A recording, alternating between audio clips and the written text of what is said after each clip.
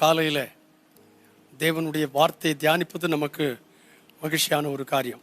தேவனாகிய கர்த்தர் மோசையை அழைத்து இஸ்ரவேல் ஜனங்களை மீட்டுக்கு வரும்படியாக அனுப்பின பொழுது மோசே ஆண்டவரிடத்தில் ஒரு காரியத்தை கேட்டான். என்னவென்று கேட்டால், உம்முடைய கண்களில் இப்பொழுது எனக்கு கிருபை கிடைத்ததானால் நான் உம்மை அறிவதற்கு, உம்முடைய கண்களில் எனக்கு கிருபை கிடைப்பதற்கு உம்முடைய வழியை எனக்கு அறிவியும், இந்த ஜாதி உம்முடைய ஜனம் என்று நினைத்தருளும் என்று சொல்லி கர்த்தரிடத்தில் அவன் வேண்டிக் கொண்டான். யாத்ராகமம் 33ஆம் அதிகாரம் 12ஆம் வசனத்தில். அதற்கு தேவனாகிய கர்த்தர் 14ஆம் வசனத்தில் அவனுக்கு பதில் சொன்னார்.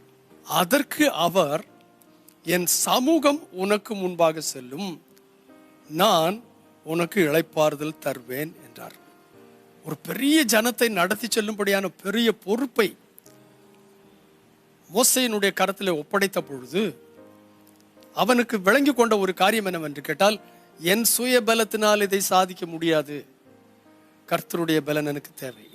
அந்த பலன் எனக்கு வேண்டுமானால் நான் அவரை அறிய வேண்டும், அவருடைய கிருபையை எனக்கு கிடைக்க வேண்டும், அவருடைய வழி எனக்கு போதிக்கப்பட வேண்டும். இது இருந்தால் தான் எனக்கு முடியும் என்று சொல்லி அவன் தேவனிடத்தில் கேட்டான். அப்பொழுதுதான் கர்த்தர் சொன்னார், ஒன்றும் பயப்படாதேப்பா, என் சமூகம் உனக்கு முன்னதாக செல்லும், நான் உனக்கு இளைப்பாறுதல் தருவேன். இந்த வார்த்தையை கேட்ட பிறகும் கூட மோசேயினுடைய ஒரு நல்ல பிடிவாதமான விசுவாசத்தை பாருங்கள்.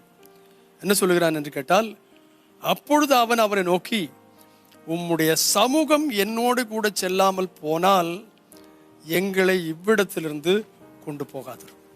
இந்த சனிக்கிழமை காலையில் உங்களை ஒவ்வொருவருக்கும் நான் சொல்லுவேன், எனக்கும் சேர்த்து சொல்லுவேன்.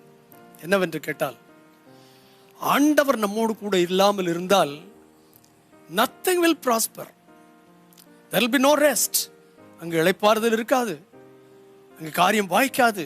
பேதுரு நினைத்தான், ஆண்டவரை விட்டு போன எல்லா காரியம் வாய்க்கும்னு சொல்லி விட்டுட்டு போய் மீன் பிடிக்க போனான். அவர் விட்டுட்டு போன அந்த ராத்திரியில் ஒரு மீனும் பிடிக்கவில்லை. நம்முடைய சூழ்நிலைகளில் ஒரு காரியத்தை நம்ம மறக்காமல் நினைத்துக் கொள்வோம்.